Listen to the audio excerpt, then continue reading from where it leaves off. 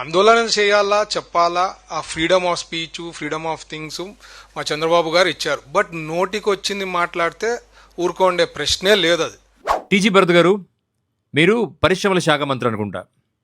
మీకు చంద్రబాబు నాయుడు గారి ఆశీస్సులు, లోకేష్ గారి కరుణా కటాక్షాలు ఉన్నాయని చెప్పి మీరు పలు సందర్భాల్లో పలు మీటింగ్స్లో కర్నూలులో చెప్పుకున్నారు. మంచిదే, రాజకీయాలు చేసుకునేవాళ్ళు రాజకీయ మాటలు మాట్లాడుతూ ఉంటారు, ఫైన్. కానీ జ్ఞానం లేకుండా మాట్లాడే మాటలు మిమ్మల్ని ప్రజల మధ్యన ఒక అవివేకిగా నిలబడతాయి. బైరెడ్డి సిద్ధార్థ్ రెడ్డి నిన్న కర్నూలులో వైఎస్ఆర్సీపీ పార్టీ తరఫున ఏదో ఒక ఇది చేసుకున్నాడు.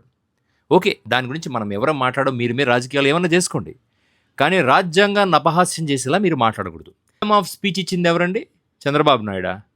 ఇది మీరు అంబేద్కర్కి అగౌరవపరచడం కాదు, ఈ రాజ్యాంగాన్ని నిర్మించిన రాజ్యాంగకర్తలను అగౌరవపరచడం కాదు. ఎవరండి చంద్రబాబు నాయుడు? రాజకీయ నాయకుడు. అటువంటి రాజకీయ నాయకుడిని మీరు ఫ్రీడమ్ ఆఫ్ స్పీచ్ ఇచ్చిన గొప్ప గొప్ప ఇండివిజువల్స్తో పోలుస్తారా? ఈ దేశంలో కానీ ఈ రాష్ట్రంలో కానీ ఫ్రీడమ్ ఆఫ్ స్పీచ్ ఇచ్చింది ఈ దేశం, చంద్రబాబు నాయుడు గారు కాదు. మీ భక్తి ఏదైనా ఉంటే ఆయన దగ్గరికి వెళ్ళి సాష్టాంగపడి చాటుకోండి, రాజ్యాంగాన్ని అవహేళన చేసేలా మాట్లాడకండి.